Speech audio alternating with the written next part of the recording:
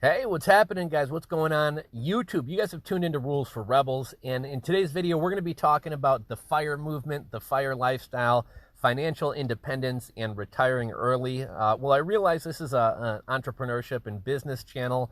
A lot of the reason a lot of us get into business or entrepreneurship or start businesses is for the lifestyle freedom to live life on our own terms and to work on our own terms. And so I notice there's a lot of crossover between people who are into, entrepreneurship and starting businesses and people who are into the FIRE movement. I've talked a little bit about the FIRE movement in previous videos.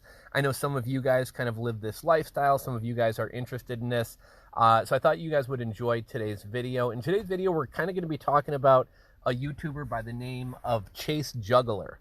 Now, Chase Juggler and his wife are both former teachers. Neither of them ever made huge incomes. I think their best earning years were maybe $45,000 a year apiece, maybe 40 grand apiece. So I think their highest combined income ever was like $85,000. And well, I don't know Chase's exact age. I'd say he could be early 30s to mid 30s. Maybe he's late 30s. But a younger guy who managed to retire, or I guess to be specific, in his case, it's semi-retirement. He's still delivering food for Jimmy John's. He said he doesn't really mind doing it.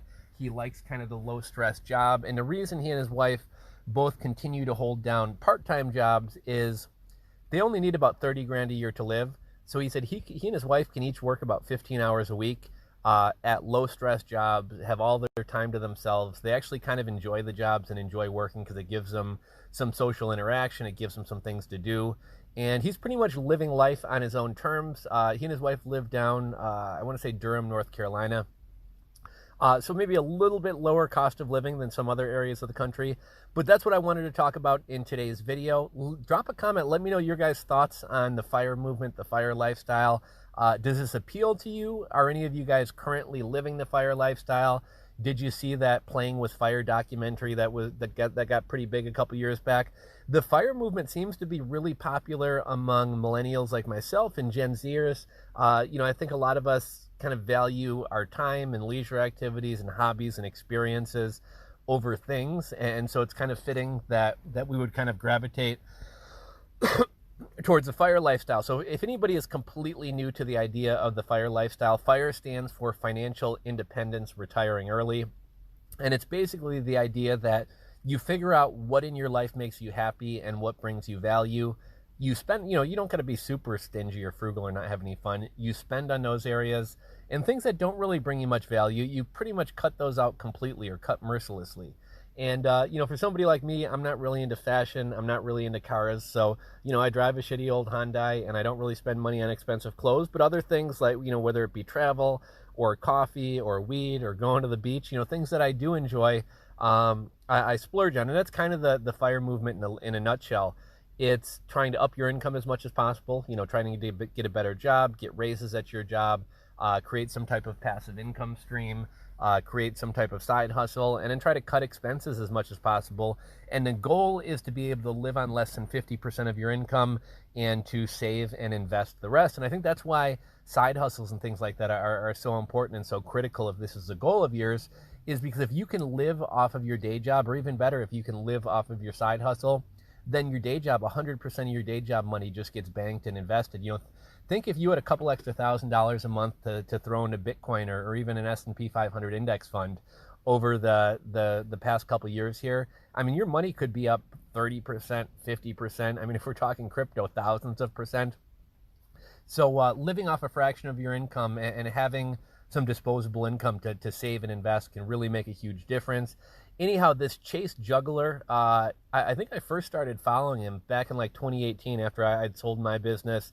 Didn't have a job, didn't really, I had small hustles and things like that, but I didn't necessarily have a full-time business to focus on. And I was kind of trying to figure out, like, what the fuck do I want to do with myself? Do I want to take like a mini retirement of a couple years and then start another business or go back to work again? Do I want to do kind of the Coast Fire or Barista Fire thing? And that's another word for what Chase Juggler is doing. In the FIRE movement, you basically have like FIRE, which is kind of the traditional standard, financial independence, retiring early. You have something called F.I.R.E, which is like, people who make huge incomes and are able to retire at an early age, but still have like millions of dollars. Then you have LeanFire, which is people trying to be like very frugal. So it's, you know, I realize I'm not going to be able to live a super luxurious retirement, but, you know, I value my time, I value my peace of mind, and I'm willing to sacrifice on some material things in order to kind of take my time back and take my life back. And Chase is kind of on, we'll kind of get into some of his numbers, but he's kind of on the low end of LeanFire in terms of how much money somebody should have to be able to comfortably do something like this. Anyhow, I discovered Chase around the time that I kind of found myself with like nothing to do and figuring out what I wanted to do with myself and my life.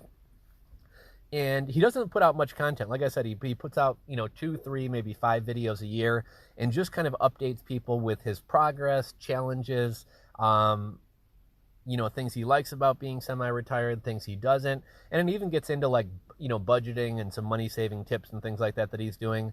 I haven't seen a video from him in forever. I probably haven't watched one of his videos in like over a year, but I happened to see something pop up on my feed today, and I was like, okay, I'll check it out. So I've kind of just documented what I got some notes for myself here, and I think this kind of does a good job of explaining FIRE, explaining LeanFire, the reasons why somebody might want to do this, etc.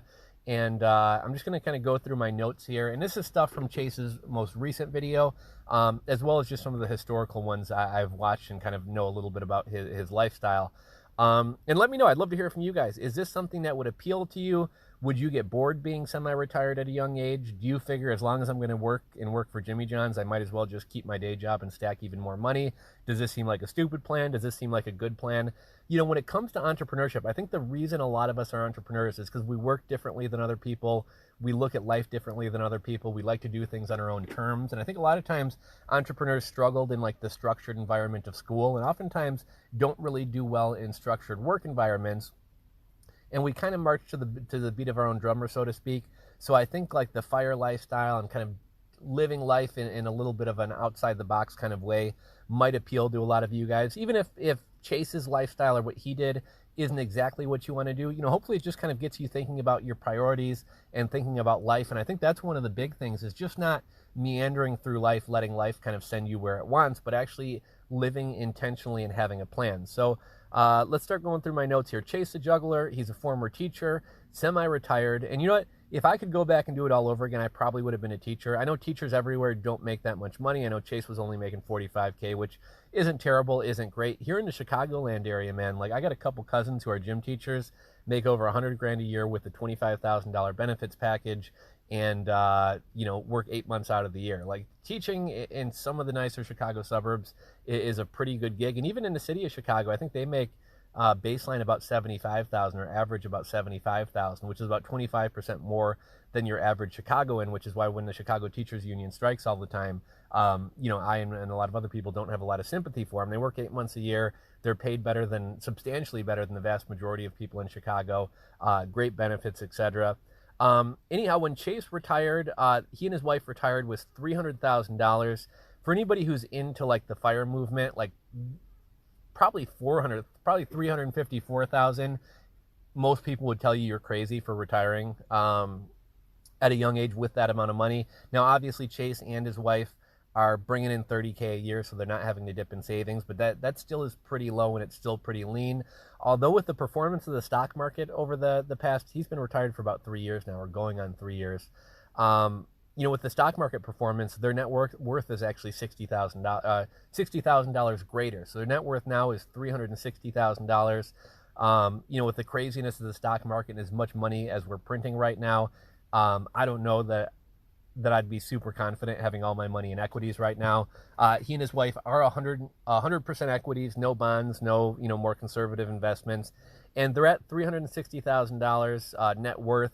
About 3 years into this, and that's despite having to spend $5,000 to put a new roof on their house and $6,000 on medical expenses. Like I said, Chase works for Jimmy John's as a delivery driver. I think he's also done Uber and a couple other little hustles. Not really sure what his wife does. And again, they're able to make $30,000 a year working about 15 hours a week, so they're not having to dip into their savings. Let's see. I kind of talked about this, but this is sometimes referred to as like Coast Fire or Barista Fire.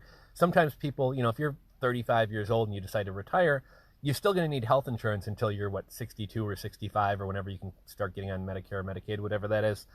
So a lot of people will get a job at like Starbucks, work 15, 20 hours a week, get benefits, bring in a little bit of money, and not really have a huge commitment to work.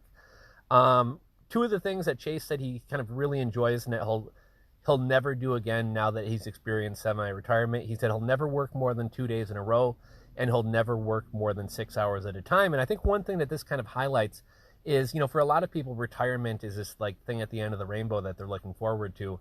And I think a lot of people don't necessarily crave retirement so much as they don't want to spend 40 plus hours sitting in a cubicle every single week, day in and day out. Like, if you could work 4 hours a day, if you could work a full day, but maybe 4 days a week instead of 5 days a week, I think a lot of people might not mind working. But it's because you're doing it all the time and it's this commitment that's never going to end that people wind up hating it. I'm a little bit off track here, but again, the reason for the video, most people, in circles of people into entrepreneurship and things like that, we hear a lot of people, I want to make 5K per week. I want to make 10K per week. I want to make 50K per month. But what's the point of that, right? Like, what does that money mean? Like, you're only going to get so much enjoyment from watching that bank balance grow. At some point, it's what that money can get you that gives you the meaning. And maybe there's some people out there who want materialistic things, whether it be a big house or a Lamborghini or whatever else. But I think what most people crave is kind of freedom and control of their own life and their own time. And so that's kind of one of the reasons that I wanted to make this video is I think it's really easy to get wrapped up in, I want to make all this money, I want to do this, I want to do that, and not realize that, it maybe doesn't take as much money to live the lifestyle you want. An example that I oftentimes give, and that you guys may have heard me talk about before, is I had a buddy who, I think we're just sitting around like shooting the shit about, what would you do if you could do anything, that type of thing. And he said, I'd like to be like a whitewater rafting guide, go down to like Tennessee or North Carolina, just have some chill job where I take people out rafting every day. And for whatever reason, he wanted to have $100,000. He wanted to have $100,000 in. I just got a text from my realtor. I'm like, what the fuck's that about?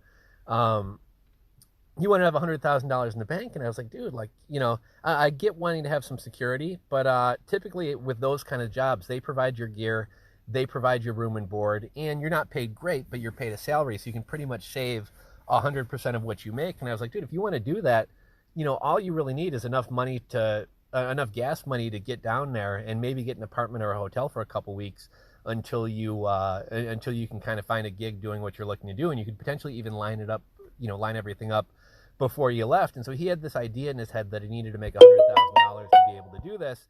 And in reality, I think he probably needs a couple $1,000s at most. So that's kind of what I'm getting at with this video. Let's see. I just got some like random short notes here. As far as Chase's channel, he talks about lifestyle, happiness, was, semi-retirement or retirement all it was cracked up to be. Again, he says he doesn't mind working. Retirement is no longer the goal. He just wants a more laid-back lifestyle and more time to himself. He says he probably will work into his 60s or 70s, but only, 15, 20, 25 hours a week. And one interesting thing that he said in terms of like his daily life and how he feels and everything, he said his happiness and his mood don't ebb and flow with days of the week or week in, week out. So, he kind of explained, a lot of times when you're working, it's like, Mondays suck, case of the Mondays. Tuesday, Wednesday, Thursday kind of flies by.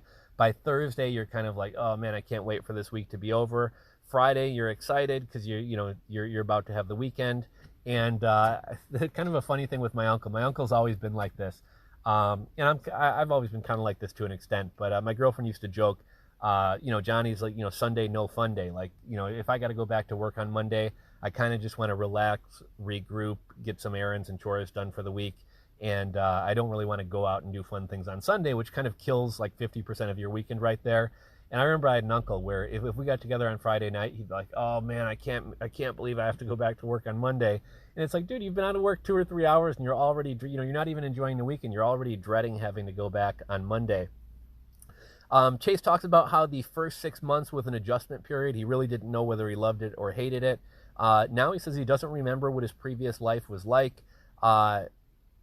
He kind of talks about cost savings, not having to have a wardrobe for work, not having to pack lunches or buy lunches, not having to do any dry cleaning, saves him a lot of money. But yeah, kind of getting back to the thing he said about his mood doesn't ebb and flow with the week, or whether he's having a good or bad week at work. He says, goals have kind of gone out the window, and right now, at this time in his life, he's just trying to be happy and find what makes him happy and kind of pursue happiness. He did talk a little bit about his struggles. One of the things he said is, one of the things that makes things enjoyable is scarcity, where, good food, if you eat pretty healthy and then you have a cheat day, that cheat day is enjoyable because it's something rare, it's something scarce. And if you were eating shit food every day, eating a good meal wouldn't really be special. And so he says, kind of the relaxation of not having to work, the idea that he can sleep in every day, the idea that he's got so much time to himself. He kind of talked about how it's not as enjoyable, after a couple weeks, after the novelty of it wears off, it's not really as enjoyable having all this free time, because free time isn't scarce. It just kind of becomes a norm. He says he misses being lazy and lazy in terms of frugality. So he says, it used to be me and my wife worked, we saved a lot, but if there was something that I wanted to splurge on, I don't feel like making dinner tonight, so I'll just order a pizza or order some food in. He says now that he and his wife are on a much tighter budget, you can't really be lazy. Like, they do have to do a lot more planning in terms of like meal planning, looking for sales and things like that. And he said he does kind of miss, when money's constantly coming in, not having to really think about things in pinch pennies. He says making friends is a little bit more challenging, not only because you aren't out in the public working all the time to make a lot of these connections at work, but he said, some people might have trouble relating to his lifestyle. His schedule isn't necessarily on par with other people's schedule. He says, there's not a whole lot of people who can hang out at 2:00 in the afternoon on a Tuesday. I thought this was one of the really interesting things, and I kind of experienced this myself when I took some time off.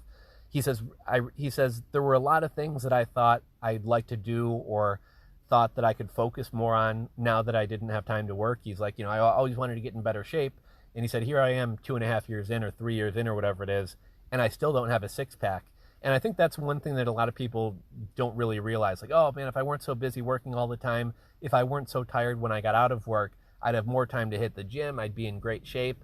And then let's say somebody stops working and 6 months later, they haven't been to the gym one time. So, I think to some extent, you make time for things that you value, and you make time for things that are important to you. And if you don't make time for it when you're working, the chances that you're going to wind up making time or making this big change when you're not working aren't very likely. Now, granted, yeah, you are going to have a ton more time. There probably are some new hobbies and some things that you're going to invest more time in. But there's certain things that if you aren't doing them now, you're probably not going to do them even after you're working. I kind of talked about this. He talked about how his goals today are to feel good, not necessarily to achieve things. He said sleeping in and free time don't feel as special, again, because they're not as scarce. He kind of goes on to say not working won't solve all your issues. You're still going to have the normal unhappiness that everybody has. You're still going to fight with your spouse. You still might have health issues. So, life's not perfect just because you're not working. Though he does seem to enjoy his life today a lot more. But yeah, he talks about frustrations don't change just because you're not working, but he says he does have more stamina and energy to kind of deal with these things. So in terms of LeanFire, probably the baseline that anybody would want to do is $300,000 to $400,000. That's if you completely stopped working. If you continued to work and you could bring in enough money to cover your yearly expenses, you could probably go with that 300 number. But keep in mind that's pretty lean. When I see people talk about LeanFire, most people are talking about 700,000, 750,000 is kind of like a bare minimum. And that kind of gets me into one of the things Chase and his wife said was he knew he could retire when they had 10 times their yearly living expenses. So they live on $30,000 a year. They live on 30 grand a year. 10 years times 30 grand is 300,000. And that's how they came up with their number. Most people into the whole FIRE movement go for the 4% rule, which is basically 25 times your yearly income. So Chase and his wife are substantially less than that, but again, they're both working. But Chase doesn't have any side hustles. He doesn't really seem to be into like businesses or creating passive income streams. So if you're somebody, and the reason I mention that, if you're somebody who is into passive income, who kind of enjoys having a side hustle, who has some passive income streams, maybe you have some affiliate marketing stuff going on, you're actually in a lot better position than Chase. Because if you did want to work for 15, 20, 25 hours a week, get a delivery job, get some, kind of easygoing bartending or retail job, you could do that plus have your side hustle. Maybe you could just live off your side hustle. But anyhow, I'm kind of all over the place. I've kind of run out of things to talk about and come to the end of my notes. But I thought this was an interesting video. I'll link to Chase's channel down below if you guys want to check that out. And if you guys have any questions about like the FIRE movement, LeanFire, etc., drop them down below. I'd be happy to chat with you about them. So hopefully you guys enjoyed today's video. If so, give it a thumbs up. If you're not subscribed to the channel, click that subscribe button below. Thanks for watching, and we'll catch you on the next video.